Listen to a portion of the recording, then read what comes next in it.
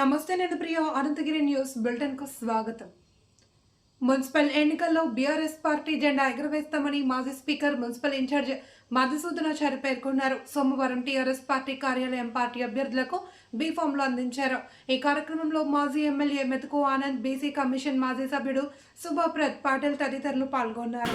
ఈరోజు మన వికారాబాద్ మున్సిపాలిటీ ఎన్నికల ఇన్ఛార్జిగా కేసీఆర్ గారితో పార్టీ పెట్టినప్పటి నుంచి ఉండి మనం చాలామందిని చూసినాం. కొంతమంది ఏమో పార్టీ పెట్టినప్పటి నుంచి ఉండి మధ్యలో పోయింది, ఇంకా కొంతమంది ఏమో పార్టీ బాగా అవుతున్నారు కదా అని చెప్పి మధ్యలో వచ్చింది. కానీ మన మధుసూదనాచార్య అన్న పార్టీ పెట్టినప్పటి నుంచి ఇప్పటి వరకు కూడా కేసీఆర్ గారితో నడుస్తున్నటువంటి పెద్ద మనిషి మనకి ఇన్ఛార్జ్ వచ్చిండు అన్న గారికి. అయితే మన దగ్గర స్పీకర్ ఉన్నాడు కాబట్టి స్పీకర్గా అనుభవం ఉన్నటువంటి వ్యక్తిని వేస్తే కూడా ఆయన ఏమన్నా కథలు పడకపోతే పరిధి స్పీకర్ పరిధి ఏంది అనేది తెలిసి ఉన్నటువంటి వ్యక్తి అయితే బాగుంటుంది అనేది వేసిందేమో అని నేను అనుకుంటున్నాను. ఎందుకంటే స్పీకరు కొంచెము ఆఫీసర్లు వాళ్ళు వీళ్ళందరూ స్పీకర్ అనగానే భయపడి ఇట్లా అట్లా ఏమన్నా భయపెట్టడానికి చూస్తాడు కాబట్టి స్పీకర్ పరిధి గిత్తే ఉంటుంది, ఇట్లా రాజ్యాంగంగా బద్ధంగా ఉండాలా అని చెప్పి. అయితే మనము అభ్యర్థులందరూ కూడా గుర్తుపెట్టుకోవాల్సింది ఏంటంటే, నేను మొన్న కూడా చెప్పిన, మనకు ఇప్పటి వరకు దాదాపు ఒక 22, 23, 24 వార్డులలో క్లియర్లు ఉన్నాయి, ఏం ఇబ్బంది లేదు. మనం బీఫారాలు ఇచ్చేయచ్చు వెంటనే, వాళ్ళు వర్క్ చేసుకుంటున్నారు ఆల్రెడీ. ఎటొచ్చి ఒక 9-10 వార్డులల్లో మన అభ్యర్థులు నాకు కావాలని చెప్పి కూర్చున్నాం. జర్ర మీరు అర్థం చేసుకోవాల్సింది ఏంటంటే, మేము సర్వే కూడా చేయించినాం, కొన్నిటి రిజల్ట్స్ వచ్చినాయి, ఎవరికి బాగున్నది ఎవరికి బాగలేదు అనేది. ఇంకా కొన్ని ఈరోజు సాయంత్రం వరకు రేపు పొద్దున ఈరోజు సాయంత్రం వరకే వస్తాయి. అయితే మీరు అర్థం చేసుకోవాల్సింది ఏంటంటే, ఒక బీఫామే ఉంటుంది, 2-3 మన పార్టీ వాళ్ళు ఆ వార్డులో పోటీ చేస్తామంటే ఎవరికో ఒక్కరికే ఇవ్వాల్సి వస్తుంది. కాబట్టి మీరు అర్థం చేసుకోవాల్సింది, ఇప్పుడు ఎవరైతే కొంచెము ఓపికగా పార్టీ నియమాలకు కట్టుబడి ఉంటే రాబోయేటటువంటి రోజుల లోపల వాళ్ళకు వేరే అవకాశాలు ఉంటాయి. కాబట్టి మీరందరూ కూడా వచ్చిన వాళ్ళు ఏదో గొప్ప వాళ్ళు కాదు, రానటువంటి వాళ్ళు తక్కువ కాదు అనేటటువంటి ఉద్దేశం చేత మీరందరూ అర్థం చేసుకోవాలని చెప్పి ముఖ్యంగా అభ్యర్థులందరూ కూడా నేను కోరుతున్నా. ఎందుకంటే అది సగం చేసి ఎన్నిక రాదు, బీఫామ్ సగం పంచేది కాదు, ఎవరికో ఒక్కరికే ఇవ్వాలి. కాబట్టి ఒకసారి ఒకరికి వస్తుంది, ఇంకొకసారి ఇంకొకరికి వస్తుంది. కాబట్టి మీరు అర్థం చేసుకోవాలని చెప్పి నేను కోరుతున్నాను. ఇక రెండవ విషయం వచ్చేసి, మనము సీరియల్స్ నడుస్తూ ఉన్నాయి, చూస్తున్నాం చాలా సీరియల్స్. మనసు మమత అని చెప్పి ఏమేమో సీరియల్, మా అక్క చెల్లెళ్ళు బాగా చెప్తారు సీరియల్ ఎట్లా నడుస్తున్నాయి అని. ఆ సీరియల్ మాదిరిగా మన కేటీఆర్ గారిని, కేసీఆర్ గారిని, హరీష్ అన్నను, ఇంకా మన నాయకులను అందరినీ ఫోన్ ట్యాపింగ్ అని చెప్పి, ఈ కార్ రేసింగ్ అని చెప్పి, కాళేశ్వరం అని చెప్పి, అదో ఇదో కాలం ఎట్లా వెళ్ళబుచ్చుతున్నారు అనేది మనం అందరం చూస్తున్నాం. ఈ రాజకీయంగా కొంచెం అనుభవం ఉన్న వాళ్ళకు కూడా వీళ్ళకి తెలుస్తుంది. ఎందుకంటే ఫస్ట్ వచ్చిన కొత్తలో 2 నెలలనో 6 నెలలలో ఇట్లాంటివి జరిగినాయి అంటే అర్థం. 3వ సంవత్సరం జరుగుతున్నది, ఇంకా అదే కొనసాగుతున్నది అంటే వాళ్ళ ఉద్దేశం ఏంటి? కాలం ఈ సీరియల్స్ తోటే కాలం గడపాలనేది వాళ్ళు నిర్ణయించుకున్నారు. ఎందుకంటే వాళ్ళు కొత్తగా చేసేది ఏం లేదు, చేసేది చేతనైతే లేదు. కేసీఆర్ గారు చేసిన అన్ని ప్రజలు గుర్తుపెట్టుకుంటున్నారు కదా, వాటిని ఎట్లా మరిసేటట్లు చేద్దామని చెప్పి వాళ్ళు ఒకటి తహతహలాడుకుంటూ ఈ కార్యక్రమాలు చేస్తున్నారు. దాంట్లో భాగంగా మరి ఇప్పుడు 2.5 సంవత్సరాల నుంచి ఈ ఎంక్వైరీ జరిగితే ఒక్క దగ్గరన్నా 1 రూపాయి రికవరీ అయిందా? ఒక్కరి దగ్గరనన్నా ఈ నేరము అనేటటువంటిది పలానా దాంట్లో పలానా బీఆర్ఎస్ నాయకుడు ఈ తప్పు చేసిండు అని చెప్పి రుజువు అయిందా? కానీ లేదు, ఇంకో పుణ్యకాలం మా నాగేంద్ర చెప్పినట్టు ఏడాది అయితే కథం అయ్యేపాయ మీ కథ. ఇక మీరు చేసేది ఏమున్నది దాంట్లో? ఒక్క కొత్త పథకం పెట్టామనేది దాన్ని ఉన్నదా? మీరు చేస్తున్నది ఏంటంటే కొత్త పథకాలు పెడతలేరు, కేసీఆర్ గారు పెట్టిన వాటిని కొనసాగిస్తలేరు. అయితే మీరు ఇప్పుడు వార్డులలో పోతున్నప్పుడు మీ దగ్గర మీ వార్డు ఇప్పుడు దాదాపు 1500 నుంచి 2000 మధ్యలో ఓటర్లు ఉన్నారు. మీ దగ్గరికి పోయినప్పుడు ఏంటంటే అక్కడ డెలివరీ అయినటువంటి కుటుంబాలు ఉంటాయి. మీకు వాళ్ళు అటాచ్ కావాలా, మీకు బాగా మీ దగ్గరికి వచ్చినట్టుగా ఉండాలంటే ఏంటంటే ఆ కాన్పైన్ వాళ్ళ దగ్గరికి పోయి మీకు వాళ్ళకు కొన్నిసార్లు నేను తిరుగుతుంటే అక్కడక్కడ వాళ్ళలో చెప్పాను, మొన్న రామాయణంలో కూడా తిరిగితే చెప్పాను, ఎన్నో కాన్పు అంటే రెండవ కాన్పు అయిందని చంటి పిల్లలు తీసుకొని వచ్చింది. మొదటి కాన్పు ఎప్పుడు అయ్యింది? 4 ఏళ్ల క్రితం అయ్యింది అంటే. అప్పుడు గర్భంతో ఉన్నప్పుడు న్యూట్రిషన్ కిట్ వచ్చింది, డెలివరీ అయినాక కిట్ వచ్చింది, పైసలు వచ్చినాయి. కానీ ఈ రెండో కాన్పు అప్పుడు రాలేదని చెప్పి చెప్తున్నారు. ఇగో ఇట్లాంటి అంటే వాళ్లకు ఆ వార్డులో ఉన్నటువంటి ఆ వ్యక్తులకు మీరు బాగా అటాచ్ అయ్యేటట్టు చెప్తే అది వర్కౌట్ అవుతుంది. అంతేగాని మీరు డెలివరీ కానింటికి పోయి మీ కేసీఆర్ కిట్, ఇప్పుడు కేసీఆర్ కిట్ను రేవంత్ రెడ్డి బంద్ చేసిండే, బంద్ చేసిండేమో, మా ఇంట్లో ఏం చిన్నపిల్లలు ఉన్నారా కాన్పు అయింది అనుకుంటున్నారు. అంటే వాళ్ళ ఇంటికి ఏది వర్తిస్తుందో చెప్తేనే వాళ్ళకు వర్కౌట్. పెళ్ళిళ్ళు అయిన ఇండ్లు ఉంటాయి మీ దాంట్లో, ఇప్పుడు 14, 1500, 2000 ఇప్పుడు ఈ 2.5 సంవత్సరాల నుంచి ఒక 4-5 పెళ్ళిళ్ళు అయ్యి ఉంటాయి. ఆ పెళ్ళిళ్ళ దగ్గరికి పోయి కూడా మీకు ఏమొచ్చింది, కేసీఆర్ సార్ ఇచ్చిన ₹1,00,000 వచ్చినాయి అంటే వచ్చిందట ఎట్లా. కానీ దాంతోపాటు మరి తులం బంగారం వచ్చేది ఉండే కదా, ఇప్పుడు 1,60,000 అయ్యింది, మరి అవి ఎక్కడ వాయి అనేది కూడా మనం మ్యాచ్ చేయాలి. అయితే వాళ్ళు అటాచ్ అయ్యి నువ్వు పెళ్లి కానీ ఇంటికాడికి పోయి అడిగినావు అనుకో, మీకు తులం బంగారం వచ్చిందంటే తులం బంగారం మాకెళ్ళి వస్తాయి, మొత్తం పెళ్ళిలే పేరంటంలే అంటారు. కాబట్టి ఒక్కొక్క దగ్గరికి ఏది ఆ ఇంటి వాళ్ళకు వర్తిస్తుంది అనేది చెప్పుకుంటూ పోతే బాగుంటుంది. ఇప్పుడు మీరు ఇంకొకటి కూడా ఏంటంటే కేసీఆర్ సార్ ఉన్నప్పుడేమో భగీరథ నీళ్లు ఫ్రీగా ఇస్తుండే. అయితే ఇప్పుడు చూడండి, మొన్న మున్సిపాలిటీలో నల్లా బిల్లు 20-25 కట్టించుకున్నారు. వాస్తవమా కాదా? చూసినామా మీరు అందరు? ఇప్పుడు కడుతున్నారు కొంతమంది. మొన్న నామినేషన్ వేయాలంటే ముందు అది క్లియర్ చేసిరండి అంటున్నారు. ఇంటి ట్యాక్స్ కట్టుడితో పాటు నల్లా బిల్లు 20-25 ముక్కు వెండి వసూలు చేస్తున్నారు. ఇది కూడా మనం పేద ప్రజలకు తీసుకపోతే కరెక్టే కదా. కేసీఆర్ సార్ ఉన్నప్పుడు బిల్లు లేకుండే కదా, ఇప్పుడైతే బిల్లు వచ్చింది అనేటటువంటిది పోతుంది. ఇట్లా నేను మంచుకు కొన్ని చెప్తున్న ఉదాహరణకు. ఇంకా కేసీఆర్ సార్ ఉన్నప్పుడు ఉండి పథకాలు ఇప్పుడు ఏమేమి పోయినాయి, ఆ మీ వార్డులో ఆ ఇంటికి ఏం పథకం వర్తిస్తుంది అనేది కరెక్ట్గా తీసుకొని పోతే వాళ్ళు మనకు అటాచ్ అవుతారు అనేటటువంటిది నా ఉద్దేశం. ఇక మనం పట్టణ ప్రగతి అప్పటిది కూడా కొంచెం చెప్తుండాలి. కేసీఆర్ గారు ఉన్నప్పుడు, మన బీఆర్ఎస్ గవర్నమెంట్ ఉన్నప్పుడు పట్టణ ప్రగతి అనేటటువంటి పెట్టి అన్ని వార్డులలో ఎంత బాగు చేస్తున్నారో మనం చూసినాము. అది బంద్ అయింది అనేది కూడా మనం తీసుకుపోవాలా. ఇప్పుడు మనం చూస్తున్నాము, ఎక్కడైనా బుగ్గ పోయిందంటే బుగ్గేసే దిక్కులేడు. ఇది నిజమా కాదా? వార్డులలో బుగ్గ పోతే నెల రోజులైనా కానీ బుగ్గ చేసే దిక్కులేడు, మోరి నిండితే మోరి తీసేటటువంటి దిక్కులేదు. ఆఫీసర్లు ఏం చేస్తున్నారో తెలియదు. ఎక్కడ పోయినా కానీ విచ్చలవిడిగా మొత్తం అంత కరప్షన్, ఎక్కడ పోయినా కానీ ఈ డబ్బుల వ్యవహారమే నడుస్తున్నది. మీరు అందరు చూస్తున్నారు. మరి ఇప్పుడు 3,000-4,000 కోట్లతోటి వికారాబాద్ను డెవలప్ చేస్తున్నటువంటి ఇక్కడ ఎమ్మెల్యే 2.5 సంవత్సరాలు అవుతుంటే 2 పైసలన్నా తీసుకొని వచ్చిందా? నేను 100 కోట్లు కేసీఆర్ గారిని, కేటీఆర్ గారిని అడిగి 100 కోట్లతోటి ఈ పక్కనే ఉన్నటువంటి బ్రిడ్జి తీసుకొస్తే 2.5 సంవత్సరాలు అయినా అది కంప్లీట్ కాలేదు. నేను నిన్న కూడా చెప్పిన మీడియా, మేము ఎన్నోసార్లు మేమందరం అక్కడికి పోయి దాన్ని చూసి ప్రెస్ మీట్ పెట్టి మాట్లాడితే ఇప్పుడు ఏదో మెల్లగా పని జరుగుతూ ఉంది. 60 కోట్లు తీసుకొచ్చింది నేను రోడ్లకు అని చెప్పి మున్సిపాలిటీకి. 60 కోట్లు తీసుకొస్తే ఈ రోడ్లు గిట్లేస్తే మళ్ళీ బీఆర్ఎస్ పార్టీలకు పేరు వస్తుంది, వాళ్ళు తెచ్చారు కదా అని చెప్పి 60 కోట్లు క్యాన్సిల్ చేసేసారు. ఇది మీరు వార్డులకు తీసుకొని పోవాలా. ఏ వార్డులలో ప్రపోజల్స్ పెట్టింటి మీ 60 కోట్లకు సంబంధించింది అనేది కూడా మీకు ఇష్టం కావాలంటే. మీ గల్లీలో ఏది పెట్టింటి ఇగో మేము కేసీఆర్ గారు ఉన్నప్పుడు శాంక్షన్ అయిన డబ్బులను వీళ్ళు తీసేసారు, అందుకే మీకు ఈ రోడ్డు కాలేదు అని చెప్పి మనం చెప్పాలి. ఇట్లా చెప్తుంటేనే అవుతుంది. ఇంకొకటి, ఇప్పుడు కేసీఆర్ గారు ఉన్నప్పుడు ఎట్లా చేసుకొచ్చిండ్రో చెప్పుడుతో పాటు రేవంత్ రెడ్డి గారు ఎట్లా ఏం పని చేస్తలేరు అనేది కేసీఆర్ గారికి, రేవంత్ రెడ్డి గారికి పోల్చి చూపెడితే బాగుంటుంది. దాంతోపాటు నేను ఎమ్మెల్యేగా ఉన్నప్పుడు, నేను ఎమ్మెల్యే కాకముందు వికారాబాద్నే ఉన్నా, ఎమ్మెల్యే అయినప్పుడు వికారాబాద్నే ఉన్నా, ఓడిపోయినాక గెలిచిన ఎప్పుడైనా కానీ వికారాబాద్నే ఉన్నా. మరి వాళ్ళు ఇక్కడ ఉన్నటువంటి ఎమ్మెల్యేని కలవాలంటే ఎమ్మెల్యే కాకముందు వికారాబాద్కు సంబంధం లేదు, మన వికారాబాద్ మనిషే కాదు. ఒకటి, ఎమ్మెల్యే అయినాక నన్ను ఇక్కడ ఉన్నాడా? ఎమ్మెల్యే అయితే కూడా లేడు. మధ్యలో మంత్రి అయితే నన్ను ఉన్నాడా? మంత్రి అయితే లేడు. మరి ఇప్పుడు స్పీకర్ అయితే కూడా లేడు. మరి ఇప్పుడు వాళ్ళకు సంబంధించినటువంటి పార్టీ వాళ్ళు వస్తే మళ్ళీ ఎవరో మధ్యవర్తులను పట్టుకొని హైదరాబాద్ పోయి కలవాల్సినటువంటి పరిస్థితి వస్తుంది. నేను ఒకసారి ఒకటి చెప్పింది, అది జరుగుతున్నది.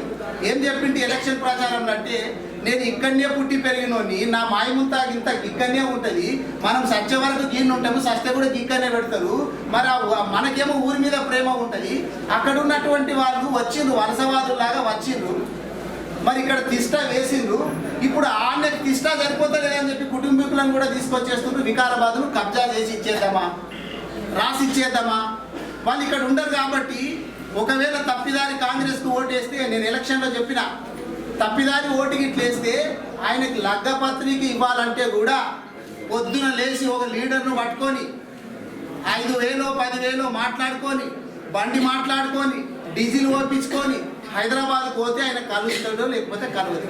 పోయేటప్పుడు టిఫిన్ చేపియాలా, రాత్రి వరకు అక్కడ ఉండాలా, వచ్చేటప్పుడు చేవేళ్ళ దగ్గర లంచ్ చేపియాలా, లేకపోతే డిన్నర్ చేపియాలా, మనే కూడా అక్కడ మందు దాపియాలని చెప్పి చెప్పింది. ఇది జరుగుతున్నదా లేదని మీరు చెప్పు. లగ్గపత్రిక ఇవ్వాలంటే ఇప్పుడు నేను చెప్పేటటువంటి ఖర్చు అంతా జరుగుతున్నది, కలుస్తుందో కలవడో తెలియదు. మరి మళ్ళీ మొదటికి తీసుకొచ్చేద్దామా, వాళ్ళ చేతుల్లో వికారాబాద్ పట్టణాన్ని మళ్ళీ పెడదామా, మళ్ళీ లగ్గపత్రికని ఇవ్వాలంటే కూడా మళ్ళీ వేరే లీడర్లను పట్టుకొని పోయేటటువంటి పరిస్థితి చేద్దామా. మరి నన్ను కలవాలంటే మీరు ఎప్పుడు కావాలంటే అప్పుడు వస్తున్నారు. నేను వికారాబాద్లోనే ఉంటున్నా, మరి వికారాబాద్లో ఉన్నటువంటి వాళ్ళకు మన పార్టీ వాళ్ళకు ఓట్లు వేద్దామా, లేకపోతే పట్నంలో ఉండేటటువంటి పక్క పార్టీల వాళ్ళకు ఓట్లు వేద్దామా అనేది మనం ప్రజలకు బలంగా తీసుకుపోవాల్సినటువంటి అవసరం. ఈ పోలిక కేసీఆర్ గారు ఉన్నప్పుడు ఎట్లుండే, రేవంత్ రెడ్డి గారు వచ్చినాక ఎట్లుంది, నేనున్నప్పుడు ఎట్లుండే, ఇప్పుడు ఉన్నటువంటి ఎమ్మెల్యే ఎట్లుంది అనేది ప్రజలకు తీసుకుపోవాలా. పట్టణ ప్రగతి అప్పుడు ఎట్లుండే, ఇప్పుడు బంద్ అయిపోయిన తర్వాత బుగ్గేసే దిక్కులేడు, మోరు తీసే దిక్కులేడు అనేది మనం ప్రజలకు తీసుకుపోవాలా. మనం ఇంకొకటి లోకల్ బాడీ ఎలక్షన్స్ కాబట్టి అక్కడ స్థానికంగా ఉన్నటువంటి సమస్యలను ఎక్కువ దృష్టి పెడితే ప్రజలు ఆకర్షితులు అవుతారు. నువ్వేదో రాష్ట్ర రాజకీయాలు, దేశ రాజకీయాలు మాట్లాడే కంటే ముఖ్యంగా ఆ లోకల్ సమస్యలు ఏమున్నాయి, వీటిని ఎట్లా కేసీఆర్ గారు ఏ విధంగా పరిష్కారం చేస్తుండే, వీళ్ళు ఎట్లా విఫలమయ్యిందో అనేటటువంటిది ఆ వార్డుకు సంబంధించినటువంటి సమస్యలను మనం ఎక్కువగా లేవనెత్తాలని చెప్పి మీ అందరినీ కోరుకుంటూ, ఇప్పుడు రైతు బంధు ఇవన్నీ జనరల్గా చెప్పుడుతో పాటు ఆ లోకల్ సమస్యల మీద ప్రత్యేకమైనటువంటి దృష్టి పెట్టాలని చెప్పి మీ అందరినీ కోరుకుంటూ, మళ్ళీ రిపీట్ చేస్తున్నా, మీకు బోరు కొట్టినా కానీ టికెట్లు రానటువంటి వాళ్ళు దయచేసి మన్నించాలా.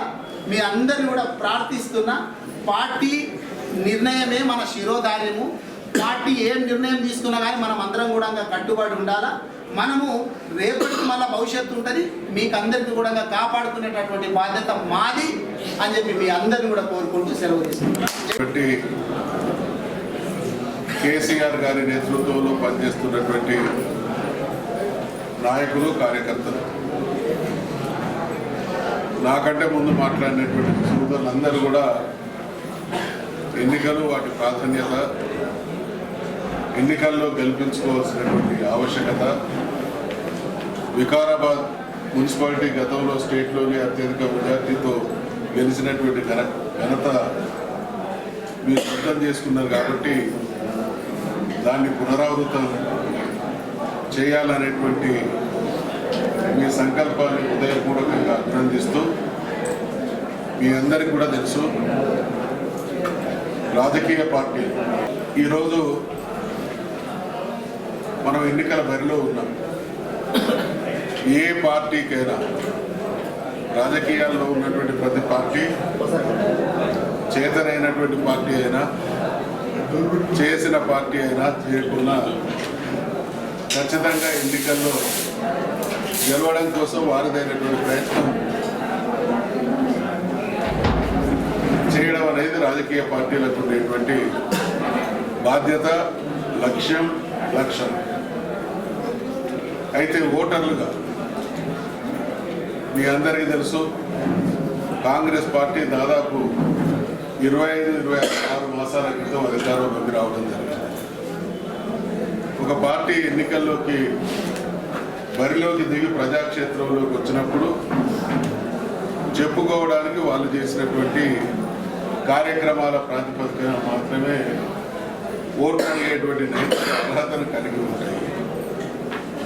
మరి 25-26 మాసాల కాలంలో కాంగ్రెస్ పార్టీ చేసింది శూన్యం. కాబట్టి ఈ రాష్ట్రంలో ప్రజల్ని ఓట్లు అడిగేటువంటి అర్హత కోల్పోయినటువంటి పార్టీ ఏదన్నా ఉన్నది అని అంటే అది కాంగ్రెస్ పార్టీ అనేటువంటి విషయాన్ని ఈ సందర్భంగా ప్రజల్లోకి మనం విస్తృతంగా తీసుకుపోవాల్సినటువంటి బాధ్యత అవసరం ఉంది అనేటువంటి విషయాన్ని మనం చేస్తాం.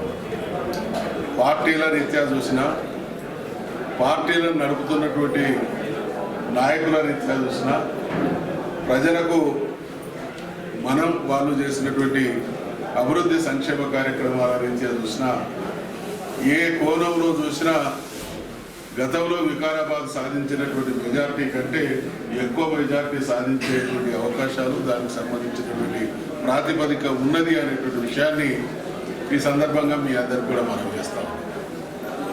ఇక్కడ కాంగ్రెస్ పార్టీ విషయానికి వస్తే రేవంత్ రెడ్డి, బీఆర్ఎస్ పార్టీ విషయానికి వస్తే మన నాయకుడైనటువంటి కేసీఆర్,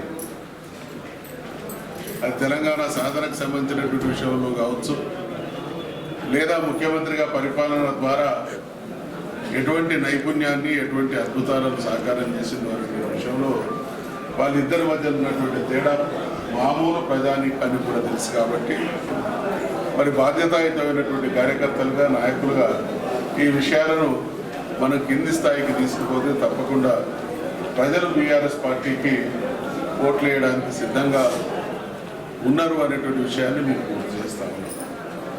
మేము సుదీర్ఘ కాలంగా ఇందాక గౌరవ మిత్రులు చెప్పినట్టు రాజకీయాల్లో అనేక ప్రభుత్వాలను చూడడం, ఇంత నిష్క్రియంగా, ఇంత దగానే ప్రజల్ని నమ్మించేటువంటి అస్త్రంగా ఎంచుకొని పరిపాలన సాగిస్తున్నటువంటి దుర్మార్గపు ప్రభుత్వం ఏదన్నా ఈ దేశంలో, ఈ రాష్ట్రంలో ఉన్నది అని అంటే ఈరోజు మన రాష్ట్రంలో కొనసాగుతున్నటువంటి రేవంత్ రెడ్డి ప్రభుత్వం అనేటువంటి విషయాన్ని నేను మీకు గుర్తు చేస్తాను. అనేక విషయాలలో హామీలు ఇచ్చి ఏ ఒక్క హామీని కూడా నెరవేర్చలేకపోగా ప్రభుత్వానికి అధికారంలోకి ప్రజలు విశ్వసించే అధికారాన్ని ఇచ్చినప్పుడు ప్రభుత్వాలకు ఉండాల్సినటువంటి విజ్ఞత, ప్రభుత్వాలకు ఉండాల్సినటువంటి బాధ్యత, ఒక పాజిటివ్ థింకింగ్ మాకు ప్రజలు అవకాశం ఇచ్చిండ్రు. గతంలో కూడా ప్రభుత్వాలు పనిచేసినాయి. ఆ ప్రభుత్వాలను కాదని మాకు అవకాశం వచ్చినప్పుడు వాళ్ళకంటే మెరుగైనటువంటి పాలన అందించాలనేటువంటి ఆలోచన, అవగాహన ఉండాలి. కానీ కేసీఆర్ గారి నేతృత్వంలో సాగినటువంటి పోరాటం కావచ్చు, తత్ఫలితంగా మనం సాధించుకున్నటువంటి రాష్ట్రం కావచ్చు, ఈ దేశంలో అనేక రాష్ట్రాలు ఉన్నాయి, అనేక ప్రభుత్వాలు దేశాన్ని, రాష్ట్రాలను పరిపాలించినాయి. కానీ 60-70 సంవత్సరాల పాలనా కాలంలో అందించబడినటువంటి ఫలితాలు, అద్భుతాలు సాకారం చేయబడ్డది తెలంగాణ. కాబట్టి ఆ విధమైనటువంటి పాలనలో, ఆ విధమైనటువంటి ఆలోచనలో, ఆ విధమైనటువంటి అభివృద్ధిలో పోటీ పడలేము. కాబట్టి ఆ అవగాహన లేదు, ఆ ఆత్మవిశ్వాసం లేదు, అటువంటి కార్యాచరణ లేదు. కాబట్టి ప్రభుత్వం పరంగా కేసీఆర్ గారి పాలనతో పోటీపడేటువంటి స్థితిలో లేదు. కాబట్టి దుర్మార్గానికి అనేక రకాలైనటువంటి నీలాపు నిందల ద్వారా ఎదుటి పార్టీని, ఎదుటి పార్టీ నాయకత్వాన్ని, వాళ్ళ వ్యక్తిత్వాలను హననం చేయడం ద్వారా రాజకీయ పబ్బం గడుపుకునేటువంటి ప్రయత్నం గడిచిన 25-26 మాసాలుగా కొనసాగుతూ ఉన్నటువంటి సందర్భం మీ అందరికీ తెలుసు. ఇదే విషయం ప్రజలందరికీ కూడా తెలుసు. ఏ ఒక్క వర్గం కూడా ఇవాళ మీరు వికారాబాద్లో ఉండేటువంటి బహుశా ఒక 15-20 వేల కుటుంబాలు ఉండి ఉంటాయి.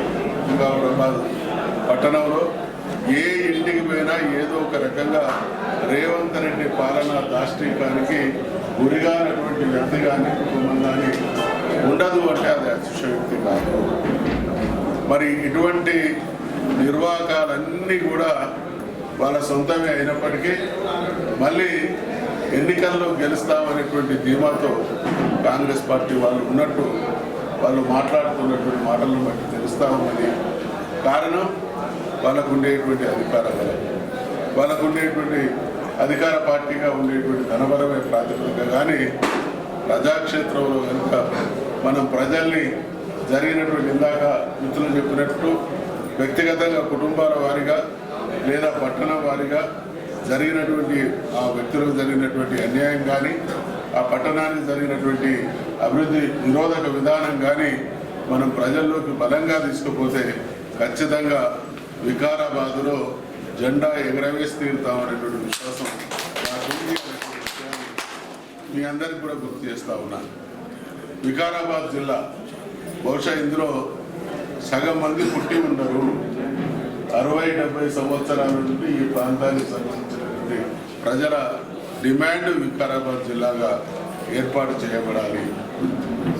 నాకు కూడా గుర్తున్నది 1982-83 ప్రాంతంలో ఆ రోజు స్థాపించబడినటువంటి పార్టీ తెలంగాణలో 4-5 జిల్లాలను ఖచ్చితంగా ఏర్పాటు చేయాలనేటువంటి ఆలోచన చేసినప్పుడు అది మెదక్ జిల్లాలో సిద్దిపేట, ఖమ్మం జిల్లాలో కొత్తగూడెం, ఆదిలాబాద్ జిల్లాలో మంచిర్యాల, మీ దగ్గర వికారాబాద్ లాంటి ఒక 5-6 జిల్లాల ప్రతిపాదన 50-60 సంవత్సరాల క్రితం. ఎవరి రాష్ట్రాన్ని పరిపాలించింది? మెజార్టీగా పరిపాలించింది కాంగ్రెస్ పార్టీ.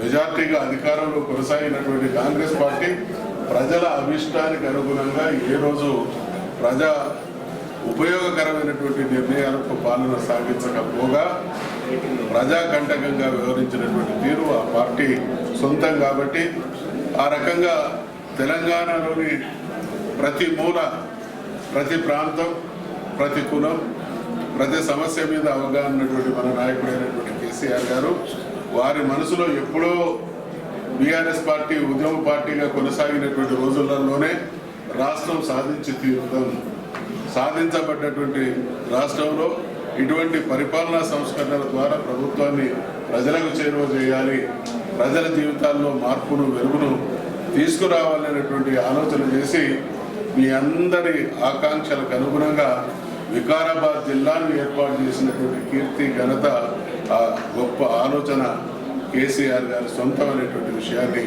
ఈ సందర్భంగా గుర్తు చేస్తా ఉన్నాను. అంటే అటువంటి జిల్లాల ఏర్పాటు జరిగినటువంటి తరుణంలో ఇవాళ కేసీఆర్ గారి మోడల్, కేసీఆర్ గారి ఆనవాళ్ళను చెరిపివేయాలనేటువంటి దుర్మార్గానికి రేవంత్ రెడ్డి ప్రభుత్వం, మేము కూడా మా భూపాలపల్లి నియోజకవర్గాన్ని నేను కూడా జిల్లా చేసుకోవడం జరిగింది. మా జిల్లా కూడా భూమిసలాటలో ఉన్నది అనేటువంటి విషయాన్ని మనం చేస్తాము. అంటే ఇక్కడ ఏది కూడా ఈ ప్రభుత్వానికి ప్రజలు కేంద్ర బిందువుగా ప్రజల ఆలోచనలు, ఆకాంక్షలు, అవసరాలను తీర్చాలనేటువంటి దానికి భిన్నంగా ఏ రకంగా కేసీఆర్ గారు చేసినటువంటి ప్రతిదాన్ని తిరగదోడాలి, ఆయన ఆనవాళ్ళు లేకుండా చేయాలనేటువంటి దుర్మార్గం కొనసాగుతున్నది. కాబట్టి వాళ్ళ 2.5 సంవత్సరాల కాలంలో మనమందరం కూడా వీటన్నింటినీ భరించాం. ప్రజల మనసులలో చాలా భయంకరమైనటువంటి ద్వేషం కూడగట్టుకొని ఉన్నటువంటి వేళ ఇవాళ మనం మున్సిపల్ ఎన్నికలకు ఎదుర్కోబోతా ఉన్నాము. ఈ 2.5 సంవత్సరాల కాలంలో నేను ఇందాక మనం చేసినట్టు, మీరందరూ కూడా చెప్పినట్టు, ఏ ఒక్క వ్యక్తి జీవితంలో కానీ, ఏ ఒక్క కులానికి కానీ, ఏ ఒక్క వర్గానికి కానీ న్యాయం చేసినటువంటి దాఖలాలు లేవు. కాబట్టి మనమందరం చూస్తాం 5 సంవత్సరాల కాలం దగ్గర పడ్డది అని అంటే రాజకీయ పార్టీలు ఎన్నికల కోసం ఇక వాళ్ళు మా చేతికి దిగే సమయం వచ్చింది, మేమంటే ఏందో చూపించాలనేటువంటి కసితో ఉండేటువంటి వాతావరణాన్ని గతంలో చూసినాం. కానీ దానికి భిన్నంగా 2 సంవత్సరాలైనటువంటి ఈ కాలంలోనే కాంగ్రెస్ పార్టీ మీద 100% వ్యతిరేకతతో ప్రజలు వాళ్ళ మీద ఉండేటువంటి ద్వేషాన్ని చూపించుకోవాలనేటువంటి ఆలోచనతో ఉన్నటువంటి సమయంలో మనకి ఎన్నికలు వచ్చినాయి. కాబట్టి ఈ ఎన్నికల్ని ఒక ఆయుధంగా, ఒక అవసరంగా మలుచుకొని బీఆర్ఎస్ పార్టీ ప్రజల పార్టీగా నిరూపించడం కోసం ప్రజలను మోసం చేసినటువంటి కాంగ్రెస్ పార్టీని సాగు దెబ్బ కొట్టడం కోసం మీరందరూ కూడా క్రమశిక్షణాయుతమైనటువంటి కార్యకర్తలుగా, సైనికులుగా పనిచేయాలనే విషయాన్ని ఈ సందర్భంగా గుర్తు చేస్తా ఉన్నా, మనవి చేస్తా ఉన్నా. అదే సందర్భంలో మీకు తెలుసు, రాజకీయ పార్టీలు అన్నప్పుడు ఖచ్చితంగా ఇవాళ చాలా గొప్ప పరిణామం. పోటీ ఏ పార్టీలలో ఉండదు, పోటీ ఉండడం అనేది ఆ పార్టీకి ప్రజా క్షేత్రం కేంద్ర బిందువుగా ప్రజల్లో ఉన్నటువంటి అభిమానం ఎక్కువ ఉన్నటువంటి పార్టీలోనే పోటీ ఉంటుంది. పోటీ లేదు అని అంటే ఆ పార్టీకి ప్రజాదరణ లేనట్టుగా భావించాల్సి వస్తుంది. ఇవాళ ఒకవైపు బీఆర్ఎస్ పార్టీలో ఒక్కొక్క డివిజన్లో కొందరు పోటీ పడుతున్నారు అనేటువంటిది వ్యక్తిగతంగా అయితే నేను హర్షించేటువంటి పరిణామం. వాళ్ళు ఈ పార్టీకి పనిచేసినటువంటి నాయకులు కార్యకర్తలు కాబట్టి మా ప్రజలకు మేము సేవ చేయాలనేటువంటి అభిలాషతో అనేక సంవత్సరాలుగా పార్టీకి పనిచేస్తున్నటువంటి సుశిక్షితులు కాబట్టి కాంగ్రెస్ పార్టీ చేస్తున్నటువంటి దుర్మార్గాన్ని ఎండగట్టడంలో సేవ చేయడంలో నాదైనటువంటి పాత్ర పోషించాలనేటువంటి ఆ తపన ఉన్నటువంటి వాళ్ళు కాబట్టి ఈరోజు చాలామంది పోటీ పడుతూ ఉన్నారు. పోటీ పడుతున్నటువంటి మిత్రులందరికీ కూడా నేను వ్యక్తిగతంగా హృదయపూర్వకమైనటువంటి అభినందనలు తెలియజేస్తూ మరి ఎందరూ పోటీ పడ్డా మీకు తెలుసు పార్టీ టికెట్లు లభించేది ఒక్కరికి మాత్రమే కాబట్టి మరి రానటువంటి వారు ఖచ్చితంగా వీలైనంత వరకు 2 అంశాలు ప్రాతిపదికన, ఒకటి పార్టీకి పనిచేసినటువంటి వాళ్ళ సర్వీసెస్, 2 గెలిచేటువంటి అవకాశం, 3 సామాజిక సమీకరణ. రాష్ట్రంలో ఎప్పుడు కూడా ఒక పార్టీ తన రాజకీయపరమైనటువంటి నిర్ణయాలు తీసుకున్నప్పుడు ఈ 3-4 అంశాలను పరిగణలోకి తీసుకొని నిర్ణయాలు తీసుకుంటుంది కాబట్టి ఇవాళ మీరందరూ గెలిపిస్తేనే ఆనంద్ గారు గౌరవ శాసనసభ్యులైంది. మీరందరూ కూడా ఆయన దృష్టిలో సమానమైనటువంటి గౌరవం పొందినటువంటి కార్యకర్తలు, నాయకులు. కానీ టికెట్ ఇచ్చేటువంటి విషయానికి వచ్చినప్పుడు అందరికీ సమన్వయం అనేది సాధ్యం కాదు కాబట్టి బయట నుంచి నేను పార్టీ పంపించినటువంటి వ్యక్తిగా పార్టీ శ్రేయస్సు, పార్టీ తీసుకునేటువంటి నిర్ణయం ప్రజలకు అనుకూలమైనటువంటి నిర్ణయం ఉండాలనేటువంటి భావనతో నన్ను పంపించడం జరిగింది కాబట్టి అదే క్రమంలో మరి ఇక్కడ మీకు స్పీకర్గా ఉన్నటువంటి వ్యక్తి ఈరోజు ఈ నియోజకవర్గం నుండి ప్రాతినిధ్యం వహిస్తున్నారు కాబట్టి అధికార పార్టీగా ఉండి స్పీకర్గా ఉన్నటువంటి వ్యక్తి ఏదో ఒక రకంగా ప్రభావితం చేసేటువంటి అవకాశం, ఒక రకంగా మన పార్టీని ఒక కక్ష సాధింపు ధోరణితో వ్యవహరించేటువంటి ప్రమాదం కొంచెం ఉన్నది కాబట్టి దాన్ని కౌంటర్ చేయాలి అని అంటే మన పార్టీ పరంగా కూడా ఆ స్థాయి వ్యక్తిని పంపాలనేటువంటి ఆలోచనతో బహుశా పార్టీ నిర్ణయం తీసుకొని ఉంటుంది. అందుకనే ఈ మున్సిపాలిటీ ఎన్నికలు జరిగేంత వరకు ఈ రోజు నుండి ఎక్కువ సమయం నేను ఖచ్చితంగా వికారాబాద్లో ఉంటాననేటువంటి విషయాన్ని మనవి చేసుకుంటూ వాళ్ళ అవకాశాలు రావడం రాకపోవడం మీరందరూ ఒక్కసారి ఆలోచించుకుంటే రేవంత్ రెడ్డి గారు లేదా కిషన్ రెడ్డి గారు అంబర్పేట నుంచే ఎమ్మెల్యేగా ఓడిపోయాడు. నిజంగా ఆయన అక్కడ ఎమ్మెల్యేగా గెలుచుంటే ఎంపీ అయ్యేవాడు కాదు, కేంద్ర మంత్రి అయ్యేవాడు కాదు. ఏ స్థాయిలో ఉండు శాసనసభలో బీజేపీ పార్టీ పక్ష నాయకుడిగా మాత్రమే ఉండేవాడు. కానీ ఆయనకు అవకాశం వచ్చి ఓడిపోయినా అదృష్టం కలిసి వస్తే ఎటువంటి అవకాశాలు వస్తాయి అనడానికి అనేక నిదర్శనాలు ఉన్నాయి. కాబట్టి మీరు ఇందాక ఆనంద్ గారు, నాగేందర్ గౌడ్ గారు చెప్పారు పార్టీ స్థాపించడానికి చాలామందికి బీఆర్ఎస్ పార్టీ 2001లో ప్రారంభించబడ్డది అనేటువంటి విషయం చాలామందికి తెలుసు. కానీ దానికంటే 1 సంవత్సరంన్నర ముందే మేము పార్టీకి సంబంధించినటువంటి సమాలోచన చేయడం జరిగింది. నా అదృష్టం ఒక గొప్ప నాయకులతో 26-27 సంవత్సరాలు కలిసి పనిచేయడం ద్వారా అవగాహన పెంచుకొని ప్రజాక్షేత్రంలో ప్రజల మనిషిగా ముద్ర వేసుకునేటువంటి అవకాశం రావడం అందరికీ వస్తుంది. కానీ కొందరు దాన్ని నిలుపుకోగలుగుతారు, కొందరు నిలుపుకోలేరు. అందుకనే రాజకీయాల్లో కానీ వ్యక్తిగత జీవితంలో కానీ వ్యక్తిత్వాలు ముఖ్యము. చాలామంది ఈ రోజు ఉన్నటువంటి రాజకీయ పరిణామాలను చూస్తూ ఉంటే ఆయారాం గయారాంల వాతావరణం కొనసాగుతున్నది. కానీ దీర్ఘకాలంలో ఇటువంటి ఎవరి వ్యక్తిత్వాన్ని, ఎవరి స్థాయిని వాళ్ళు కించపరుచుకుంటే అది భవిష్యత్తులో దానివల్ల అపఖ్యాతి వస్తుంది కానీ గౌరవం ఉండదు అనేటువంటి విషయాన్ని గుర్తు చేస్తూ ఖచ్చితంగా పోటీ పడేటువంటి ప్రతి కార్యకర్త నాయకుల విషయంలో ఏదో ఒక రకంగా మీ అందరికీ తెలుసు రేపటి సూర్యోదయం ఎంత నిక్కచ్చి నిజమో రాబోయే రోజుల్లో మళ్ళీ మన ప్రభుత్వం రావడం, కేసీఆర్ గారు ముఖ్యమంత్రి కావడం అంతే స్థాయిగా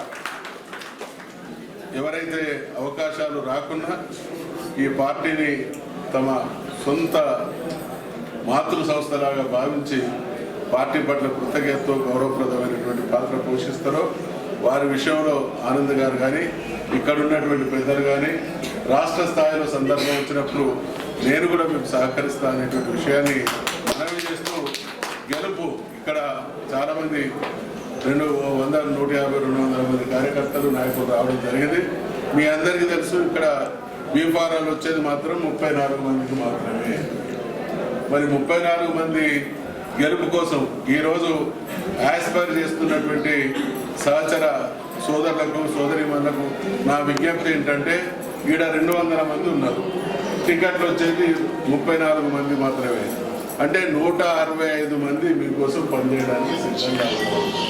ఆ 165 మంది మీకోసం పనిచేయడానికి సిద్ధంగా ఉన్నప్పుడు ఎవరో ఒకరిద్దరు మాకు టికెట్ రాకుంటే ఇంకో రకంగా మాట్లాడతాం అంటే మీకోసం ఇద్దరు పనిచేసినప్పుడు వాళ్ళలో ఒకరిలాగా మీరు కూడా ఖచ్చితంగా పార్టీ కోసం అంకిత భావంతో పనిచేస్తే ఎవరికైతే నష్టం జరిగిందో, ఎవరికైతే అకామిడేట్ చేయలేకపోయినావో వాళ్ళని ఇంకో రకంగా పార్టీ కోసం కానీ రేపు రాబోయే రోజులలో అవకాశాలు తప్పకుండా వస్తాయనేటువంటి విషయాన్ని మనవి చేస్తూ ఇవాళ వికారాబాద్ అభివృద్ధి మరి ఆనంద్ గారు చెప్పిలో బహుశా ఇక్కడ స్పీకర్గా ఉన్నటువంటి వ్యక్తి మనస్ఫూర్తిగా తన నియోజకవర్గాన్ని తన జిల్లా కేంద్రాన్ని అభివృద్ధి చేయాలనేటువంటి సంకల్పం ఉంటే స్పీకర్లకు ఉండేటువంటి అడ్వాంటేజ్ ఏంటంటే ముఖ్యమంత్రి గారితో ఏ నిమిషం అంటే నేను గతంలో స్పీకర్గా ఉన్నటువంటి రోజులలో గౌరవ ముఖ్యమంత్రి గారు నేను వారానికి 3-4 సార్లు మాట్లాడుకొని మా నియోజకవర్గానికి సంబంధించినటువంటి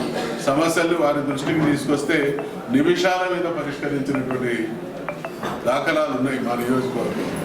అందుకని వారు కూడా చేసే అవకాశం ఉంది. కానీ 2 సంవత్సరాలుగా చేయలేకపోతున్నారు అనంటే ఇది ఎంత అసమర్థ ప్రభుత్వం దానికి ఇది నిదర్శనం. ఒక స్పీకర్గా ఉన్నటువంటి నియోజకవర్గంలోని జిల్లా కేంద్రంలోని అభివృద్ధి జాడలు కనబడడం లేదు అని అంటే ఇంకో కాడ ఈ ప్రభుత్వం నుండి మనం అభివృద్ధిని ఆకాంక్షించడం అనేది మన అమాయకత్వం అవుతుంది.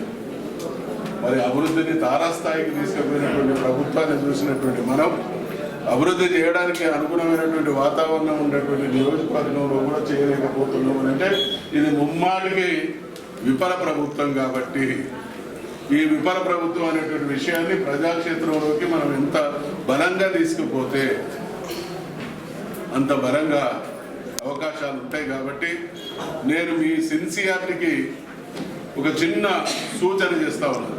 ఈడ మనం అందరం కలిస్తే బహుశా 200-300 మంది ఉన్నాం.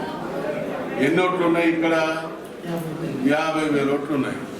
ఈరోజు ఇక్కడ ఉన్నటువంటి ఈ 200 మంది 50,000 ఓటర్లను కనుక డివైడ్ చేసుకుంటే మనిషికి 200 ఓట్లు వస్తాయి. రోజు మీరు 50 మందిని కలుసుకున్నారు, కన్విన్స్ చేయగలిగిన, వాస్తవాలు చెప్పగలిగిన, ఒక మనిషికి బాగుపడ్డ సేపు మాట్లాడగలిగితే 10 గంటలలో 50 మంది 4 రోజులలో మీ కోట అయిపోతుంది. అంటే ఏ ఒక్కరు కూడా కాంగ్రెస్కు ఓటేయకూడనటువంటి వాతావరణాన్ని పరిస్థితిని కల్పించడానికి మన దగ్గర సరిపోయేటువంటి సరుకు ఉన్నది. కాబట్టి మనం చేసినటువంటి చరిత్ర ఉన్నది. కాబట్టి ఇది కార్యకర్తలుగా మనందరికీ కూడా పరీక్షా సమయం. ప్రజలలో స్పష్టత ఉంది. రేవంత్ రెడ్డి గారేంటి, కేసీఆర్ గారేంటి, ప్రజల్లో స్పష్టత ఉంది. కాంగ్రెస్ ఏంది, బీఆర్ఎస్ ఏంది, ప్రజల్లో స్పష్టత ఉంది. ఇప్పుడు ఉన్నటువంటి ఎమ్మెల్యే గారింది, గతంలో ఉన్నటువంటి ఎమ్మెల్యే గారింది. మరి వాళ్ళు చెప్పుకోవడానికి గొప్ప కార్యక్రమాలు లేనటువంటి వాళ్ళు ప్రజాక్షేత్రంలోకి వచ్చి మన మీద పోటీ పడడం అని అంటే మనం మన ప్రజల్ని ఎఫెక్టివ్గా కలుసుకొని వాళ్ళని కన్విన్స్ చేయలేకపోవడమే ప్రధానమైనటువంటి కారణం అవుతుంది. కాబట్టి ఏ రాజకీయ పార్టీకైనా, ఏ రాజకీయ పార్టీకి సంబంధించినటువంటి నాయకుడికైనా పరీక్షా సమయం ఎన్నికల సమయమే. మనమందరం కూడా చెప్పుకుంటాం, అన్నా నేను పార్టీ కోసమే పనిచేస్తాను, నాకు ఇంకో పని లేదు. నిజంగా మరి 15, 20, 25 ఏళ్ళ నుంచి పార్టీ కోసమే పనిచేస్తున్నాం, ఇంకో పని చేయట్లేదు అనేటువంటి మనం ఈ వారం రోజులు కనుక పూర్తి స్థాయిలో దానికి అంకితమై పనిచేస్తే రిజల్ట్ రావడానికి అనుకూలమైనటువంటి వాతావరణం ఉన్నది. ఇక్కడ కాంగ్రెస్కు మనకు ఉన్నటువంటి తేడా ఏంటంటే మనకు పూర్తి ప్రజాక్షేత్రంలో సానుకూల వాతావరణం ఉంది. కాంగ్రెస్ పార్టీకి ప్రజాక్షేత్రంలో పూర్తి వ్యతిరేకమైనటువంటి వాతావరణం ఉంది. సానుకూలమైనటువంటి వాతావరణం ఉన్నటువంటి మనం దాన్ని ఆసరాగా చేసుకొని ఇంటింటికి తిరిగి పట్టణానికి సంబంధించినటువంటి అభివృద్ధి కావచ్చు, గతంలో ఈ శాసనసభ్యుడుగా ఉన్నటువంటి అభివృద్ధి ఈరోజు వారు చేస్తున్నది కావచ్చు, లేదా ఎన్నికల సందర్భంగా కాంగ్రెస్ పార్టీ ఇచ్చినటువంటి హామీల్లో వారికి దక్కాల్సినటువంటి స్కీములు దక్కకపోవడం కావచ్చు, ఇంకా అనేక విధాలుగా ప్రజల్ని కన్విన్స్ చేయడానికి అవకాశాలు ఉన్నాయి. కాబట్టి దయచేసి నేను మీ అందరికీ కూడా మనవి చేస్తా ఉన్నా, నిన్న జరిగినటువంటి దాష్టికం, నిన్న రాష్ట్రం యావత్తు, బహుశా నేను నిన్నంతా కూడా తెలంగాణ భవన్లో ఉదయం 11 గంటల నుంచి రాత్రి 10 గంటల వరకు పార్టీ ఆఫీస్ కేంద్రంగానే పనిచేయడం జరిగింది. మేము నిన్న కేసీఆర్ గారి సిట్ ఎంక్వైరీ అయింది అనే తర్వాత తెలంగాణ భవన్ నుంచి కేసీఆర్ గారి ఇంటికి పోతా ఉంటే మిలియన్ మార్చ్ స్కీమ్ మళ్ళీ సీన్ పునరావృతమైంది. అంటే ఎంత కసితోని మా నాయకుడు తెలంగాణను సాధించినటువంటి యోధుడు, సాధించినటువంటి తెలంగాణను యావత్ దేశానికి ఆదర్శప్రాయంగా అభివృద్ధిలో ముందుంచినటువంటి నాయకుని పట్ల ఈ పార్టీ దుర్మార్గం అంగుష్ట మాత్రుడైనటువంటి రేవంత్ రెడ్డి సర్కారు ఇంతటి అరాజకానికి పాల్పడ్డది, ఇది సహించేది లేదు అనేటువంటి స్పందన నిన్న రాష్ట్ర వ్యాప్తంగా సోదరులు ఆనంద్ గారితో నిన్న మాట్లాడిన తర్వాత మా బంట్వారంలో బ్రహ్మాండమైన ప్రోగ్రాం జరిగిందని కానీ నాతో చెప్తే నేను రాత్రి ఇంటి చూసిన సెకండ్ పేజ్లో లెఫ్ట్ సైడ్ ఉన్నాయి. అంటే ఎక్కడికక్కడ చాలా సందర్భాల్లో పార్టీ కారిస్తే మనం అందరినీ కూడా అలర్ట్ అయ్యి ఆర్గనైజ్ చేసి ఏ మండల కేంద్రంలోనూ జిల్లా కేంద్రంలోనూ అటువంటి కార్యక్రమాలు చేస్తే గతంలో 100,000 సక్సెస్ చేసినటువంటి చరిత్ర మనకుంటే విలేజ్ యూనిట్గా మా ప్రాంతంలో కూడా ఏ రోజు స్పందించినటువంటి గ్రామాల కార్యకర్తలు, నాయకులు, ప్రజలు స్పందించి ఇక కేసీఆర్ గారి పట్లనే ప్రభుత్వం ఇటువంటి వైఖరితో ఉంటే మాకు స్కీములు ఇచ్చిన సంగతి దేవుడెరుగు, ప్రశ్నించేటువంటి గొంతులను శాశ్వతంగా అణిచివేసేటువంటి కుట్ర నడుస్తూ ఉన్నది ఈ ప్రభుత్వం అనేటువంటి భావనకు యావత్ తెలంగాణ ప్రజానీకం లోనే నిన్న స్పందించినటువంటి ఉదాహరణ సజీవ సాక్ష్యంగా మన కళ్ళ ముందు ఉన్నది. కాబట్టి ఏ ఘోషం ఏ గురువును చూసినా కూడా కాంగ్రెస్ పార్టీ వాళ్ళు ఆత్మవిశ్వాసంతో ప్రజల్లోకి పోయేటువంటి అవకాశం లేదు. దీన్ని మనం సద్వినియోగం చేసుకుందాం. మరొకసారి మనవి చేస్తా ఉన్నా, స్పీకర్గా వారు ఏదైనా అవుట్ ఆఫ్ ది వ్యవహరిస్తే తప్పకుండా ఎలక్షన్ కమిషన్తో కానీ అధికారులతో కానీ నేను మీ పరంగా మాట్లాడడానికి కొట్లాడడానికి సిద్ధంగా ఉంటాననే విషయాన్ని మనం చేస్తూ ఇక్కడ మధుసూదనాచార్య, మెతుకు ఆనంద్ గారు లేదా పార్టీకి సంబంధించిన ముఖ్య నాయకులతోనే ఎన్నికలు జరగవు. అసలు ఎప్పుడైనా కూడా నాయకులకు పార్టీకి ప్రజలకు మధ్య అనుసంధానం చేసేది, ప్రజల్ని వాళ్ళ మనసులను గెలుచుకొని నిరంతరం ప్రజల మధ్య ఉండి ప్రజల కష్ట సుఖాలు తెలిసి వాళ్ళ మనోభావాలకు అనుగుణంగా పార్టీ జెండాను మోసేటువంటి మీకే ప్రజలతో అవినాభావ సంబంధం ఎక్కువ ఉంటుంది. కాబట్టి మీరు చేసేటువంటి ప్రయత్నం, మీరు చేసేటువంటి కృషి, పార్టీ గెలిపే నా గెలుపు అనేటువంటి మీ భావనే ఖచ్చితంగా పార్టీని విజయ తీరాల వైపు నడిపిస్తుంది అనేటువంటి ఆశాభావాన్ని వ్యక్తం చేస్తూ మళ్ళీ ఫైనల్గా మీ అందరు కూడా, అది కార్యకర్తలకు కావచ్చు, ఆశాభావులకు కావచ్చు, టికెట్లు అనేటిది ఆశించినటువంటి అందరికీ ఇవ్వడం అనేది ఏ రాజకీయ పార్టీకి ఎప్పుడు సాధ్యం కాదు. కానీ పనిచేసినటువంటి వాళ్ళకు, గెలిచే అవకాశం ఉన్నటువంటి వాళ్ళకు సామాజిక సమీకరణలను దృష్టిలో పెట్టుకుని నిర్ణయాలు ఉంటాయి. కాబట్టి ఆ నిర్ణయాలు ఎవరి మీద ప్రేమతోనూ ఎవరి మీద ప్రేమ లేకనో కాదు, కుటుంబం కాబట్టి అడ్జస్ట్మెంట్స్ ఉంటాయి. కాబట్టి దాన్ని గొప్ప మనసుతోని అర్థం చేసుకొని మీరు కూడా సహకరించాలని, సహకరించినటువంటి త్యాగం చేయడానికి కూడా ముందుకు వచ్చినటువంటి వాళ్ళ సేవలను పార్టీ అనేక రకాలుగా రాబోయే రోజులలో కూడా సద్వినియోగం చేసుకుంటుంది అనేటువంటి విషయాన్ని మీ అందరికీ కూడా మనవి చేస్తూ, చాలా సంతోషం. మీ కళ్ళల్లో ఎప్పుడెప్పుడు బీఫామ్లు తీసుకుంటామా, ఎప్పుడెప్పుడు ప్రజాక్షేత్రంలోకి పోతామా, ఎప్పుడు మా సత్తాను నిరూపించుకొని మళ్ళీ ఇదే ప్రాంగణంలో గెలిచిన తర్వాత ఒక అద్భుతమైనటువంటి వాతావరణంలో సెలబ్రేషన్ చేసుకునేటువంటి తరుణం కోసం ఎదురు చూస్తూ మీ బాధ్యతలు నిర్వర్తించడానికి ఈ కార్యక్రమానికి విచ్చేసినటువంటి మీ అందరికీ కూడా మరొకసారి హృదయపూర్వకమైనటువంటి అభినందనలు తెలియజేస్తూ